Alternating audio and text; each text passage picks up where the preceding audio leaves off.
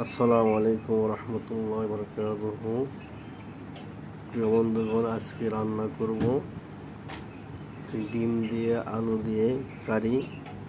সবাই বেশি বেশি করে শেয়ার করুন, কমেন্ট করবেন। ডিমগুলো ভেঙে নিলাম। এই ডিমগুলো এখন তেলে ভাজবো। ভাজার পরে এগুলো দিয়ে রান্না করব। কড়াইতে তেল দিলাম,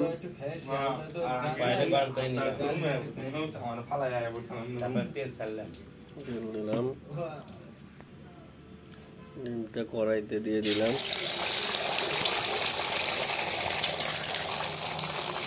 ডিম ভাজি হয়ে গেল। ডিমগুলো এখন নামিয়ে রাখবো আলাদা পাত্রে।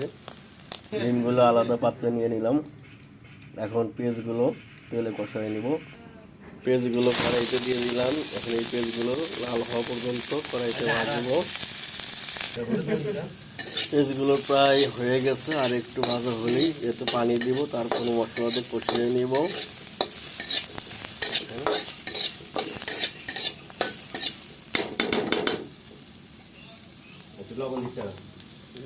সমস্যা নেই এত। এই যে পানি দিয়ে দিলাম, এর ভিতরে সব মশলা দিব। হলুদ দিয়ে দিলাম। হলুদের পরে মরিচের গুঁড়া, এখন মরিচের গুঁড়া দিচ্ছি। এটা হচ্ছে মরিচের গুঁড়া, পরিমাণ মতো দিব।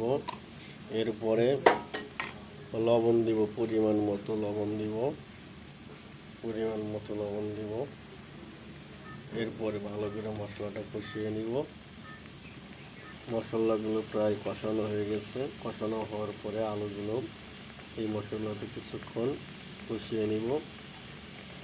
এখন আলুগুলো দিয়ে দিব। আলুগুলো দিয়ে দিলাম।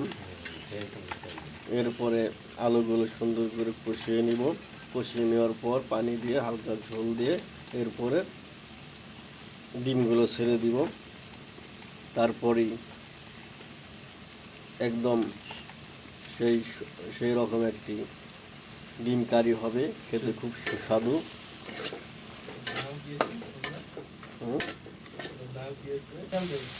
আলু কষানো হয়ে গেছে। এখন আলুতে ঝোল দিয়ে দিব। ঝোলটা কষানোর পরে তারপরে ডিম ছেড়ে দিব।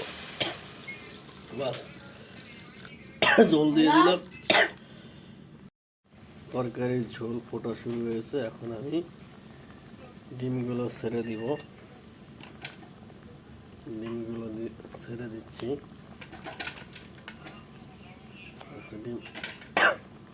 ডিমগুলো ছেড়ে দিলাম। এখন ঢাকনা দিয়ে কভার করে দিব। বাস 10-15 মিনিট পর ইনশাআল্লাহ হয়ে যাবে। রান্না শেষ। এখন হবে পরিবেশনের পালা।